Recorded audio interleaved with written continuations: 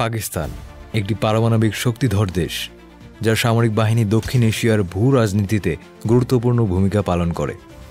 আজ আমরা একজন সামরিক বিশ্লেষকের দৃষ্টিতে পাকিস্তানের সামরিক শক্তির বিস্তারিত আলোচনা করব। সেনাবাহিনী, স্থল শক্তির পর্যালোচনা। পাকিস্তানের স্থলবাহিনী প্রায় 9,35,000 সক্রিয় সদস্য নিয়ে গঠিত। তাদের ট্যাঙ্ক সংখ্যা প্রায় 3,742টি, যার মধ্যে চীনের সহায়তায় আধুনিকায়িত VT-4 মডেলও রয়েছে। এছাড়া সাজোয়া যান ও কামানের সংখ্যাও উল্লেখযোগ্য।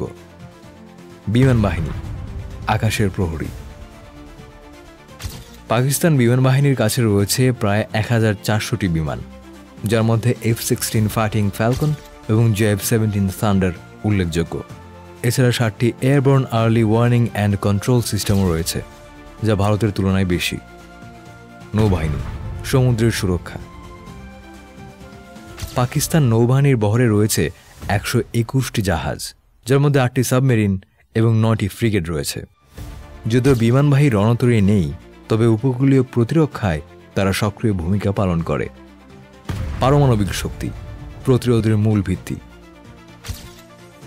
পাকিস্তানের পারমাণবিক অস্ত্রের সংখ্যা আনুমানিক 140 থেকে 150টি। তাদের ডেলিভারি সিস্টেমের মধ্যে রয়েছে শাহিন 2x3 ব্যালিস্টিক ক্ষেপণাস্ত্র, F-16 যুদ্ধবিমান ও বাবর ক্রুজ ক্ষেপণাস্ত্র। পাকিস্তান ফুল স্পেকট্রাম ডিটারেন্স নীতি অনুসরণ করে, যা প্রয়োজনে আগেভাগে পারমাণবিক অস্ত্র ব্যবহারে অনুমতি দেয়। ড্রোন ও প্রযুক্তি, আধুনিক যুদ্ধের প্রস্তুতি।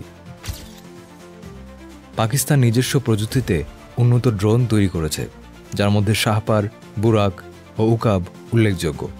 এসব ড্রোন নজরদারি ও আক্রমণ উভয় ক্ষেত্রে ব্যবহৃত হয়। কৌশলগত দৃষ্টিভঙ্গি, শক্তির ভারসাম্য। চীনের সঙ্গে ঘনিষ্ঠ সম্পর্ক ও কৌশলগত সহযোগিতা পাকিস্তানের সামরিক শক্তিকে আরও দৃঢ় করেছে। যদিও আর্থিক চ্যালেঞ্জ রয়েছে, তবে সামরিক দিক থেকে পাকিস্তান দক্ষিণ এশিয়ায় একটি গুরুত্বপূর্ণ শক্তি হিসেবে বিবেচিত। পাকিস্তানের সামরিক শক্তি একটি জটিল ও বহুমাত্রিক বিষয়। এই বিশ্লেষণে আমরা তাদের সামরিক বাহিনীর বিভিন্ন দিক পর্যালোচনা করেছি। আপনার মতামত জানাতে কমেন্ট করুন এবং ভিডিওটি শেয়ার করতে ভুলবেন না।